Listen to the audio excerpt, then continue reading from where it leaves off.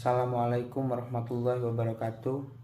Perkenalkan, nama saya Agung Firmansyah, NPM 20510101405, Prodi Ekonomi Syariah, kelas Q, Fakultas Ekonomi dan Bisnis Islam. Di sini saya akan mempresentasikan materi saya yang saya beri judul sumber daya alam yang dapat diperbarui dan sumber daya alam yang tidak dapat diperbarui. Sumber daya alam yang dapat diperbarui dan sumber daya alam yang tidak dapat diperbarui. Pengertian sumber daya alam. Sumber daya alam adalah segala sesuatu yang bersumber dari alam untuk memenuhi kebutuhan manusia. Sumber daya alam adalah sesuatu yang dapat dimanfaatkan untuk berbagai kepentingan dan kebutuhan hidup manusia agar hidup manusia lebih sejahtera. Sumber daya alam merupakan kekayaan alam, baik itu benda mati maupun benda hidup yang berada di alam atau bumi yang bermanfaat bagi kita semua. Menurut Slamet Riyadi mendefinisikan bahwa sumber daya alam adalah sebagai segala isi yang terkandung dalam biosfer sebagai sumber energi yang potensial, baik yang tersembunyi dalam litosfer, hidrosfer maupun atmosfer yang dapat dimanfaatkan untuk kepenuhan kebutuhan manusia secara langsung maupun tidak langsung.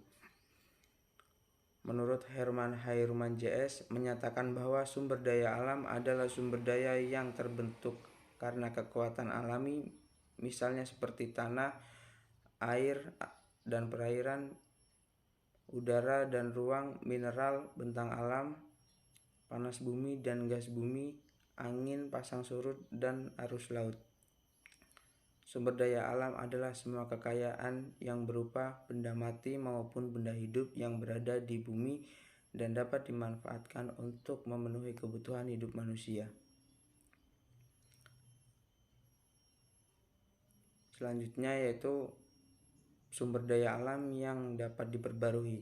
Sumber daya alam yang dapat diperbarui adalah sumber daya alam yang tidak ada habisnya. Contohnya seperti air, udara, hewan, tanah, tumbuhan, dan sebagainya.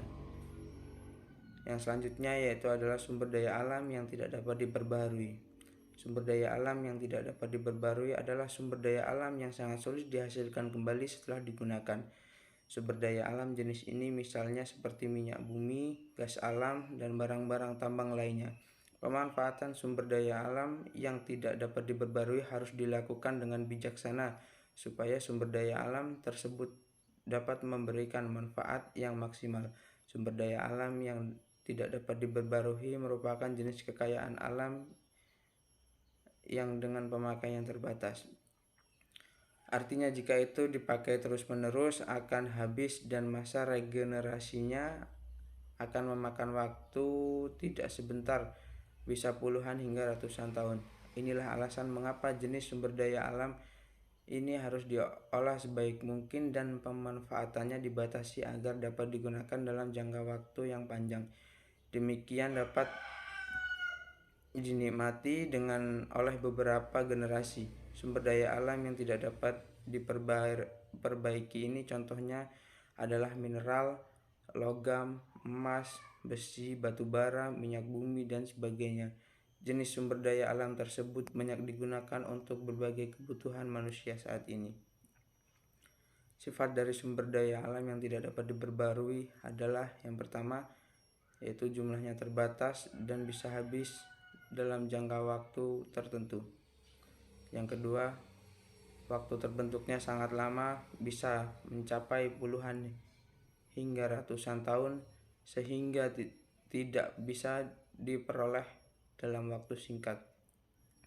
Yang ketiga yaitu proses pembentukannya berpengaruh pada lingkungan sekitar. Apabila lingkungan tidak mendukung, maka pembentukannya mungkin saja tidak akan berhasil sehingga tidak dapat dinikmati lagi walaupun sudah lewat ratusan tahun. Yang selanjutnya yaitu keadaan geografis sebuah wilayah sangat berpengaruh pada pembentukan. Misalnya minyak bumi yang terbentuk di bawah permukaan laut.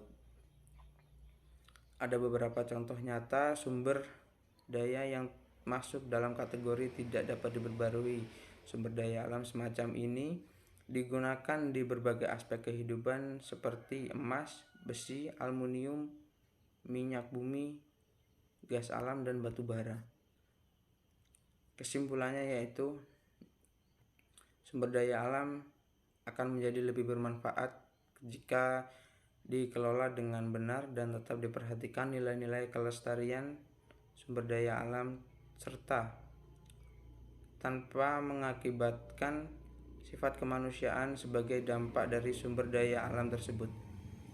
Sebuah kemungkinan besar jika memaksimalkan pengelolaan sumber daya alam terutama di Indonesia akan memberikan dampak positif bagi kesejahteraan masyarakat dengan menjalankan aspek kepentingan bersama sehingga hasil dari sumber daya alam ini tidak hanya dinikmati para penggarap asing namun diutamakan untuk kesejahteraan rakyat Indonesia itu sendiri.